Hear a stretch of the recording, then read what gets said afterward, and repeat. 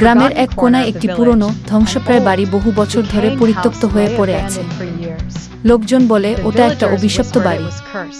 সেখানে রাত নামলে অদ্ভুত সব শব্দ শোনা যায়, ছাদের উপর পায়ের আওয়াজ, হঠাৎ হঠাৎ হেসে ওঠার শব্দ, কিংবা দেয়াল থেকে কান্নার মতো আওয়াজ। কেউ সাহস করে ঢোকার চেষ্টা করলে পরদিন তাকে খুঁজেই পাওয়া যায় না।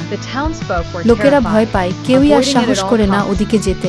তবে শহর থেকে আসা এক যুবক, নাম তার রাকিব, এসব কথায় বিশ্বাস করে না। সে সাহস করে বলল, আমি ওই বাড়িতে রাত কাটাব, যদি কিছু হয় নিজের চোখেই দেখ। গ্রামের লোকজন তাকে বোঝাতে চাইল, কিন্তু সে অনড়। এক সন্ধ্যায় একটি টর্চ, কিছু শুকনো খাবার আর মোটা কাপড় নিয়ে সে ঢুকল সেই বাড়িতে। বাড়ির দরজায় হাত দিলেই সেটা আপনা-আপনি খুলে গেল।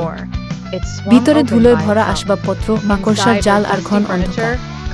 কিন্তু রাকিব সাহস হারাল না। সে একটি কক্ষে ঢুকে বসে পড়ল। ঘড়িতে তখন রাত 1-2টা।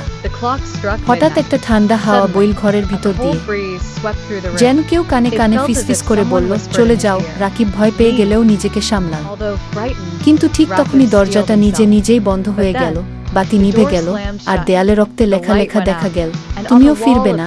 রাকিব ছুটে দরজা খুলতে চাইল, কিন্তু দরজা যেন পাথরের মতো শক্ত হয়ে গেছে। হঠাৎ কক্ষের কোণ থেকে একটা ছায়া এগিয়ে এলো তার দিকে। মুখ নেই, চোখ নেই, তবু যেন রাকিবের দিকে চেয়ে আছে। ছায়াটা ধীরে ধীরে এগিয়ে এলো, আর ঘরের মধ্যে শুরু হলো এক করুণ চিৎকার।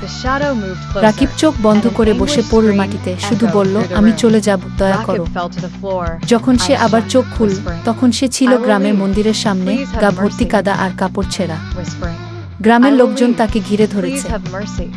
সে আর কখনো কথা বলেনি, শুধু মাঝে মাঝে বলে ওঠে, সে আসছে, সে আসছে।